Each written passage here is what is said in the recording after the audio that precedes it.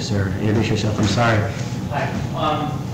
David Mack, 354 Redemption Rock Trail. Some of you guys have seen me on the news lately. So unfortunately, we had the untimely death at our house from a gentleman leaving the 140 pub and drove into the side of our house. But the reason I'm here is pertaining to B-Man's Lounge, aka the 140 pub.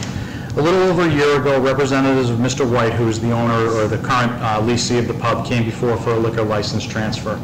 At the time, his representative spoke in front of the Board of Selectmen, and all parties, Board of Selectmen, town residents, and the pub owners and people who go to the pub know of the numerous problems we've had with noise and people coming and going from the pub.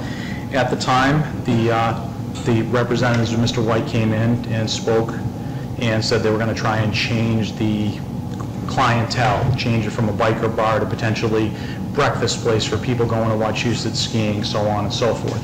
And to be blunt, Mr. White lied to you folks. Nothing's changed. There has been no outreach to the neighborhood whatsoever, and the problems of the 140 pub, aka B-Man's Lounge, are worse than ever. I have personally lodged at least 15 noise complaints, and I know I've checked with the police department, there's been in excess of 25 different noise complaints since the first of the year.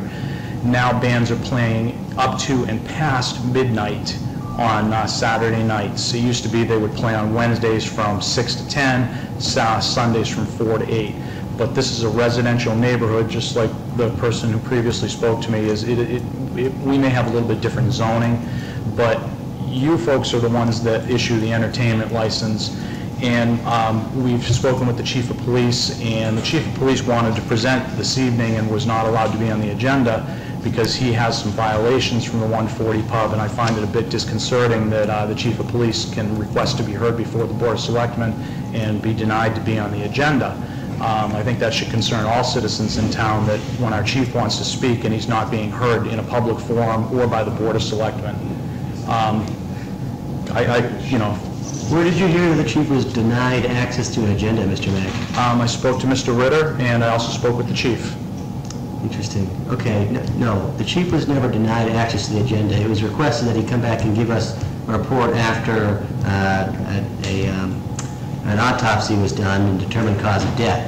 And if there were illegal activities that were going on at the bar, not noise, not sound, not audible complaints, but if there was, let's say, an investigation was done and it was determined that there was the illicit selling and or consumption of alcohol. The chief had requested previous to the accident to be on the upcoming agenda, and he had, when I spoke with him before the last meeting, he said he did not get the information to be on the last agenda in time, but he would be on the next agenda, and that was before, a full week before the accident. So one had nothing to do with the other, respectfully. That's, again, according to what the chief told me, and I don't want to speak for the chief, that's the chief's place, but based on what he told me. So what can we do for you here this evening? Okay, two issues. The first one being the ongoing noise problems with the 140 pub in relation to their entertainment license. That is the issue that the chief wanted to speak about, and many of the neighbors agree with me. And the other one is, I understand there's an ongoing investigation. The autopsy is going to take some time, which so that is to be determined. But again, based on what the chief told me and what you're telling me, they're two mutually exclusive things. And like I said, in my opinion, if the chief wants to speak about something, like I said, he had, according to him, other issues with the pub. They found some violations there to some, again, other issues which he didn't disclose to me. It's not my business. But I would like that to be at least brought. I understand this forum is to be on a future agenda. I would like the chief to be able to present his information because it affects and impacts all of us in the neighborhood. Okay, obviously we can't do anything tonight. Obviously. Okay. All right, well. I suggest we have it, if there's that problem developing, we get the accident and all. But if that problem, we want to stop it before it moves beyond. So we should have them on the next agenda with the chief describing just exactly what's going on up there. Yeah, I mean, sure. On the next one, we'll make a note. Thank you. Okay. Mr. Gibbs, come on up.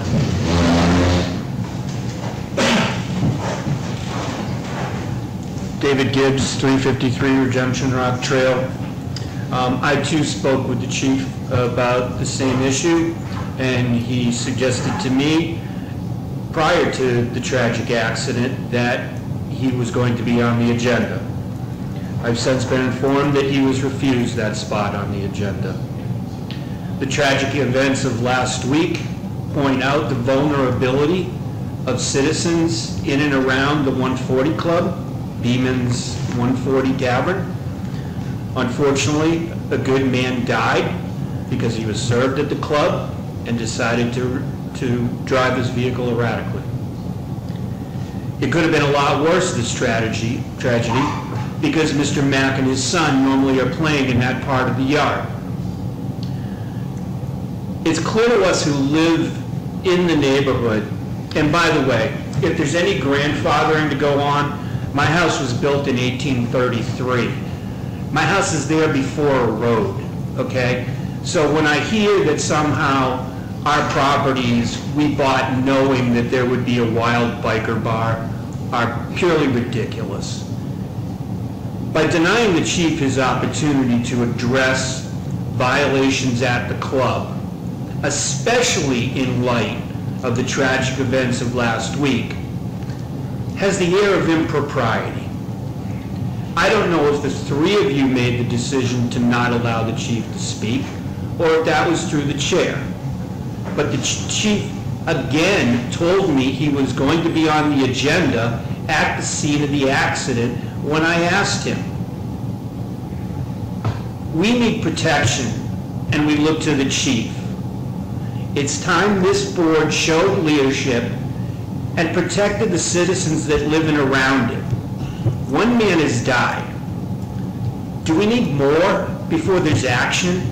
Before you take this seriously? Because all we keep hearing is that we're a bunch of overreacting people who can't get along with a bar owner. Well, now we have a gentleman crash his car into a house of an abutter to the bar. Is it that we live in a place that we're supposed to put up with such activities because we live in poor West Sterling and we have to put up with lots of things, including the road? Would you treat it so callously if this was on Sandy Ridge? I think not. So either there's something going on here that we don't know about as far as why you wouldn't let the chief speak, or we're the victims of you not thinking we're important enough. If Mr. Mack's child was run over that day, would it have then been important enough for you to show some leadership? I don't know anymore. I've gone to the state ABCC and will go to other state authorities to seek remedy because I don't think there's any forthcoming from this town. The air of impropriety reeks, and that's all it has to be, is an air. You smell it and you investigate it. And in this case, there's nothing left for us to think. Thank you. Mr. Gilbert? I'm going to be flat out honest with you. I have nothing to say that's any more important, and that's a great way for this. I have nothing to say. There's public session at the next meeting 2 weeks from now? I believe so, yes. My comments can wait till then. Thank you. Okay, anybody else? All right, I guess seeing none, I'll ask for a motion to adjourn. So moved. Seconded? Second. This is a non-negotiable motion. All those in favor, please say aye. Aye. Aye. All right, this is a 5-second meeting.